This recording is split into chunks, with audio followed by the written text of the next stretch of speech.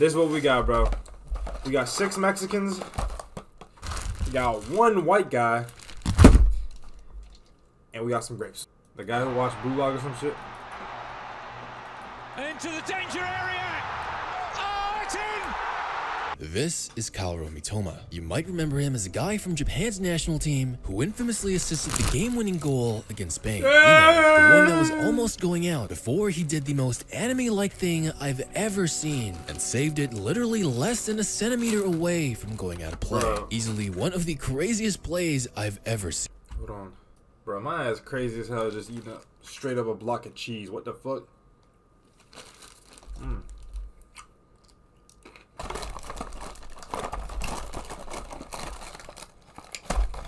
I feel like a rat.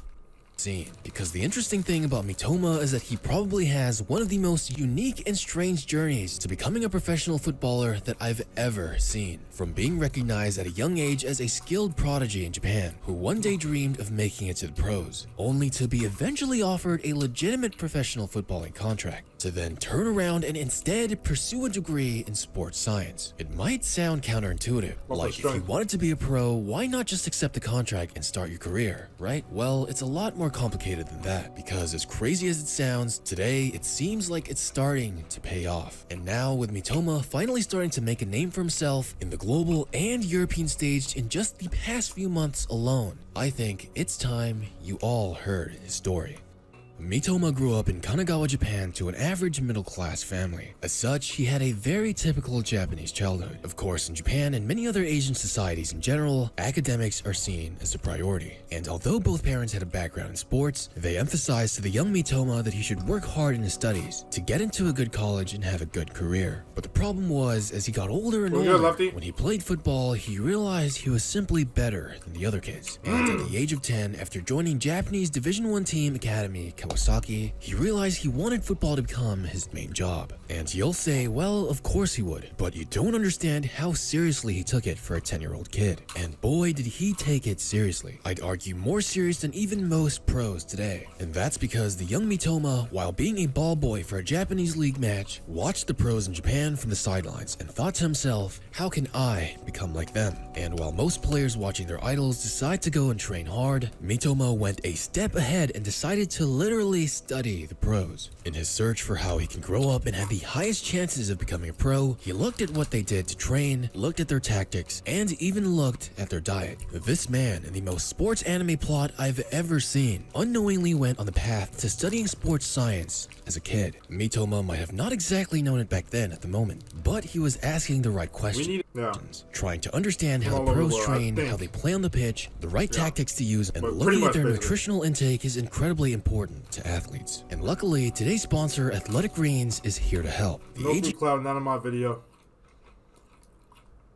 Anyways, Mitoma would go through the rest of his childhood with the mentality of learning what the pros do in order to be like them. But in life, theory isn't everything. So Mitoma had to go out there on his youth league and apply that knowledge by slapping his opponents around the way he knew best. Mitoma had always been the best dribbler around. He would eventually become the captain for his under-15 squad, where he earned the reputation for being a tactician on the pitch. Isagi! His teammates would say that he used a self-developed theory to read the opponent's actions and get ahead of them. I know, he's literally acting like a main character of the popular football anime Blue Lock. But the more and more you listen to Mitoma's journey, you realize it could literally be its own plot of anime, because throughout the years you can see him develop even better as a dribbler. He was such a standout talent in Japan that Kawasaki wanted to promote Mitoma to their first team as soon as he graduated high school. But in a shock move that surprised everyone, even though it was always his dream to become a pro, he told his club he wanted to fulfill his parents' wishes of going to college. Like, can you believe if someone like Neymar, instead of going to Barcelona, all of a sudden decided he wanted to go to the University of Rio de Janeiro? Yeah, that that's would be fucking crazy. insane. But this was all part of Mitoma's plan. Because he was smart, he saw how most young guys moving up would not see enough playtime and would even struggle for several seasons. He also worked on getting a sports science degree in order to maximize his knowledge on training, diet, and recovery. All the things that would help him to bolster his talents even further and give him an even better chance at truly making it to the big leagues. But most of all, he used all his knowledge and experience to write his graduating thesis on the science of dribbling. And because Mitoma isn't the fastest or most athletic player, he had to rely on skill to beat his defenders. And his research helped him immensely to max out the best aspects of his game to its full potential. This has led to Mitoma mastering all the small details and subtle techniques that really make your dribble as effective as possible. No! We can see him putting his that caught me off guard. Nah, this dribble is insane. He's right. This has led to Mitoma mastering all the small details and subtle techniques that really make your dribble as effective as possible. And we can see him putting his theory to the test. You can see with his dribbling that Mitoma... How old is he? Oh, 25. Okay, he's in his prime right now. 25, 26, 27, around that time. Maximizes the use of feints and subtle body movements to trick and throw his defenders off. He also... Hey, bro, you learn more in slime code than you do in school. That's what they say. And in the streams. You learn more in the streams as well. Paired this up with what he sees is an optimal stance for attacking the ball that maximizes change of pace and movement ability. Mitoma was able to form this theory for dribbling while observing players who are good versus the ones who are bad, and decided to analyze the difference to see why that was.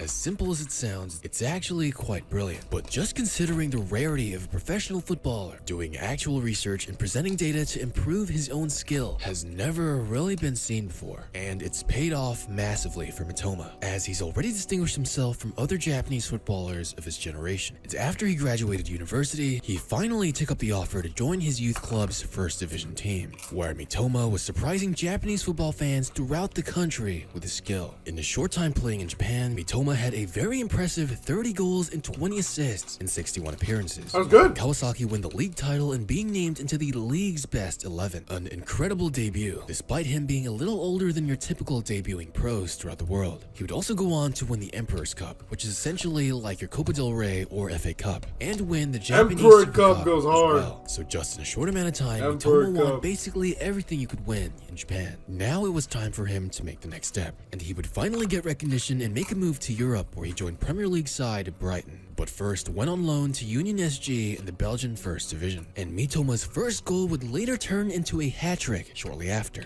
ultimately ending the season with a decent 8 goals and 4 assists in 29 matches. But what he was really known for was the entertaining ways he'd beat defenders off the dribble. But it really wasn't until this 2022-23 season that Mitoma really started to catch people's attention, when he finally went on to play for Brighton. Ever since his debut, he's been capturing the hearts of fans everywhere. His playstyle and unique way of dribbling really became more widely known. Mitoma has also been incredible for the club so far, having 5 goals and 2 assists in 18 matches. But more so than that, he's been a huge factor in Brighton doing quite well this season. They're currently in 6th place, but can easily sneak up to 5th if they can continue the pretty good Oh shit, Tottenham? They right under Tottenham. On as of late. The guy has just per goal? So they can...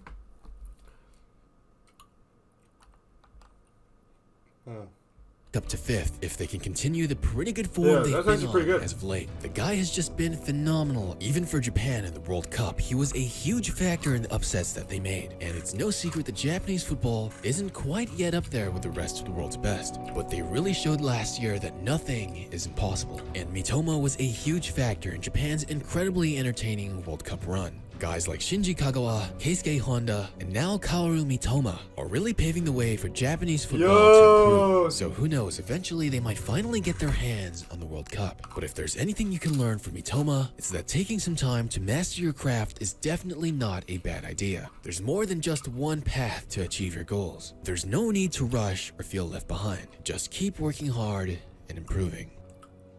Dude, that was actually really cool. There's more than just one path that ball to achieve control. Your goals. There's no need to rush. That ball control is insane!